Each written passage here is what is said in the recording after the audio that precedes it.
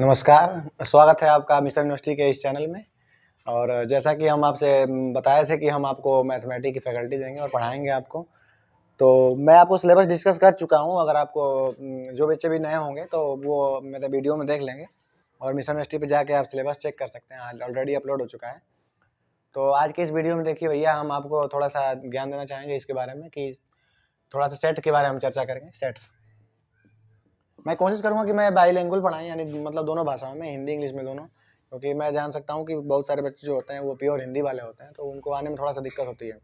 लेकिन मैं एक बात पे प्रकाश डालना चाहूँगा कि अगर आप लोग आएँगे यूनिवर्सिटी या फिर किसी भी कॉलेज में, यूनिवर्सिटी में जाते हैं, बीएससी आप करने जा रहे हैं, तो बेसिकली वहाँ पे इंग्लिश ही बोला जाता है, इंग्लिश में ही पढ़ाया जाता है। हाँ, कुछ कॉलेज में अभी हिंदी में चलता है। अगर मान लीजिए कि कुछ यूनिवर्सिटी में, कुछ कॉलेज में हिंदी में चलता भी है, तो अगर आप मतलब पीजी करने जाएँगे यानी एमएससी, तो आप उसमें वहाँ पे आपको इंग्लिश में चेंज करना ही पड़ेगा। हालाँकि अब ऐसा ही सिस्टम है तो क्या करना पड़ेगा, आपको खुद को बदलना ही पड़ेगा। तो मैं सोचता हूँ कि अब से ही बदल जाइए, जो भी भाई मेरे हिंदी में है।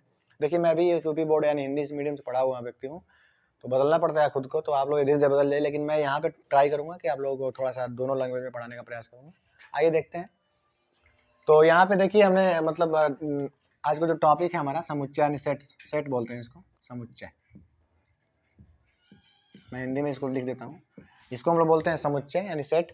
तो आज के इस वीडियो में बहुत ज़्यादा हम डिटेल में जानकारी नहीं लेंगे, थोड़ा-थोड़ा वीडियो मतलब देखेंगे, और टाइम भी हमारे पास है, तो मैं आपका सिलेबस कंप्लीट करा दूँगा, तो उसमें आपको टेंशन लेने की बात नहीं है। तो मैं देखता हूँ आपका पहले चैप्टर का पहला लेक्चर है, यानी लेक्चर 1 होने वाला है मेरा। तो मैं आपको चलता हूँ, मतलब बताता हूँ, और ये सेट है। अब देखिए, थोड़ा-सा डेफिनेशन जान लेते हैं। वैसे तो आपके एलयू एंट्रेंस में डेफिनेशन तो नहीं पूछेगा, क्वेश्चन जितना पूछेगा, फिर भी मैं आपको बता देता हूँ, क्योंकि ये बोर्ड से रिलेटेड है नहीं, बोर्ड से मतलब नहीं है, तो आपको डायरेक्टली क्वेश्चन पूछता है। ये देखिए, सेट क्या होता है जान लीजिए। तो इंग्लिश में आप देख लीजिए कि a set is a well organised collection of object. A set is a well organised collection of object. अगर इसको हिंदी में बोले तो देखिए, लिखा है हमने कि समुच्चय जो वस्तुओं का सुव्यवस्थित संग्रह होता है, सुव्यवस्थित अच्छे प्रकार से जो संग्रह होता है, तो वो एक वस्तुओं का सुव्यवस्थित संग्रह होता है। इंग्लिश में बोलेंगे a set is a well organised collection of object. इसमें बहुत ज़्यादा ध्यान देने की आवश्यकता नहीं है आपको। यहाँ पे अगर आप कॉम्पिटेटिव एग्जाम में देते हैं, कभी कभी आ भी सकता है, लेकिन ये देख लीजिए, set is a well organised collection of object. समुच्चय वस्तुओं का सुव्यवस्थित संग्रह होता है। जैसे मतलब आप कुछ, जैसे मतलब मेरे पास देखिए मार्कर्स हैं।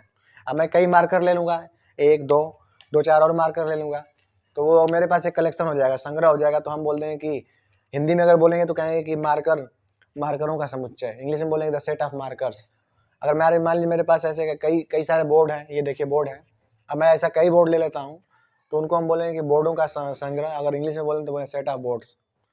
मान लीजिए कक्षा 10वीं के बच्चे हैं, हम कहेंगे कि द सेट ऑफ, मतलब सभी बच्चों को ले लेंगे तो एक समुच्चय यानी संग्रह हो जाएगा। तो कहेंगे कि the set of boys of class 10th, यानी कक्षा 10वीं के बच्चों का समुच्चय।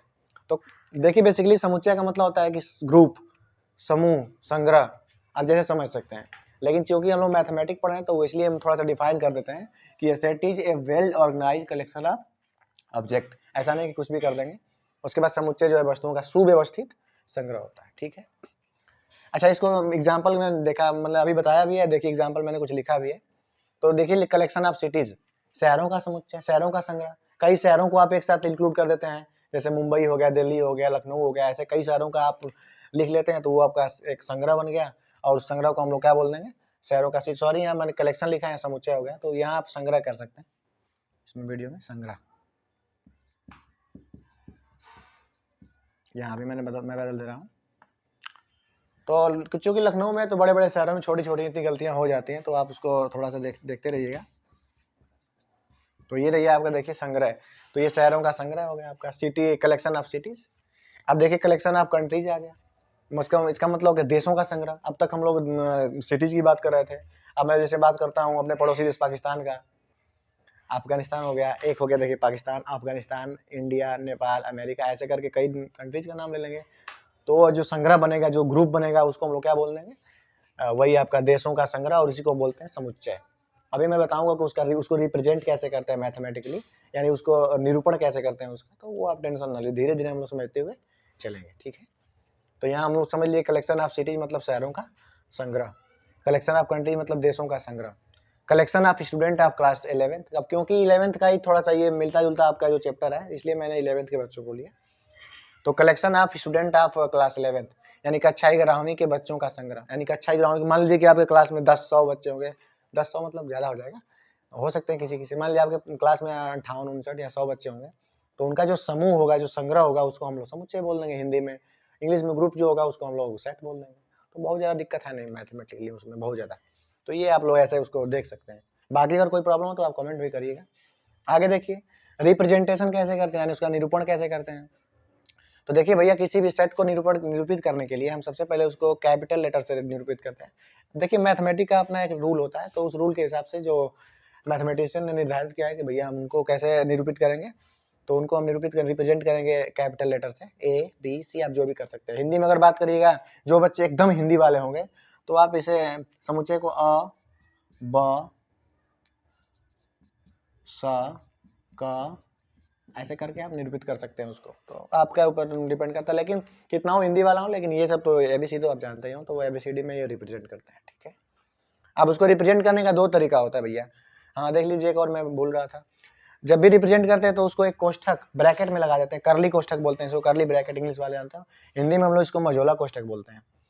तो भैया अगर हम लोग जब भी रिप्रेजेंट करते हैं तो उसको कोष्ठक के अंदर रखते हैं, और कोष्ठक में क्या रखते हैं हम लोग, मझोला कोष्ठक में, और इसको हिंदी में बोलते हैं, इंग्लिश में शायद करली कोष्ठक बोलते हैं हम लोग। ये बैंड है ना, तो कर्ल है, तो करली कोष्ठक बोलते हैं हम लोग इसको। अब देखिए उसको रिप्रेजेंट करने का 2 तरीका होता है। पहला आपका है रोस्टर फॉर्म, और इसको बोलते हैं सेकंड वाला है सेट बिल्डर फॉर्म। अब इसको हिंदी में क्या बोलते हैं, हिंदी में तो रोस्टर फॉर्म ही बोलते हैं इसको, और सेट बिल्डर मतलब समुच्चय निर्माण विधि बोलते हैं इसको भैया। समुच्चय निर्माण, मैं लिख देता हूँ इसको, तो हिंदी में रोस्टर ही बोलते हैं, रोस्टर फॉर्म, रोस्टर विधि बोल देते हैं। अभी मैं चर्चा करूंगा रोस्टर विधि, थोड़ा चर्चा करूंगा, बाकी नेक्स्ट लेक्चर में मतलब चर्चा करूंगा, क्योंकि आज का थोड़ा सा वीडियो में छोटा ही रखता हूँ। अब ये देखिए सेट ऑफ बिल्डर फॉर्म, इसको बोलते हैं समुच्चय निर्माण विधि।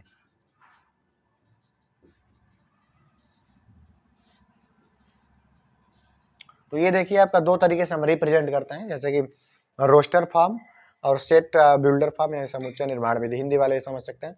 बेसिकली आप लोग अगर 12th पास करके आएंगे तो ये सब तो आप लोग 11th में पढ़ ही चुके हैं, तो आप समझ लीजिए कि मैं रिवीजन ही करा रहा हूँ। तो मैं सोच रहा हूँ कि थोड़ा बेसिक से आपको लेकर चलूँ तो आपका रिवीजन पूरा हो जाए। तो ये देख लीजिए भैया रोस्टर फॉर्म, और ये आपका हो गया सेट बिल्डर फॉर्म, यानी रोस्टर विधि हो गया, और ये समुच्चय निर्माण विधि। तो आप लोग देख ही सकते हैं कि set is a well organise collection of object.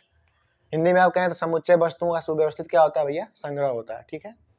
आगे आते हैं फॉर एग्जाम्पल, तो collection of cities, collection of countries, यानी शहरों का संग्रह, देशों का संग्रह, ये क्लास 10 11th के बच्चों का संग्रह।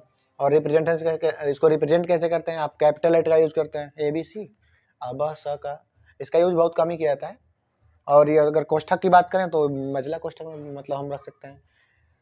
लेकिन आप लोग कह सकते हैं कि मतलब बड़ा कोष्ठक क्यों नहीं यूज होता है, को छोटा कोष्ठक भैया, तो ये एक डिफाइन किया जाता है पहले, जो मैथमेटिशियन डिफाइन करते हैं कि ऐसे हम लोग रिप्रेजेंट करेंगे, ताकि यूनिकता यानी मतलब जो अद्वितीयता यानी अद्वितीय तरह से कैसे इसको प्रेजेंट किया सकते, इसलिए यानी मतलब इसको ऐसा मतलब बताया जाता है। क्योंकि अगर आप कुछ और करेंगे, रिप्रेजेंट करेंगे, तो हो तो जाएगा। कहने के लिए तो मैं इसको ए से भी रिप्रेजेंट कर सकता हूँ, बी से भी रिप्रेजेंट कर सकता हूँ छोटे से, लेकिन अब क्या होगा कि समझने में प्रॉब्लम होगी।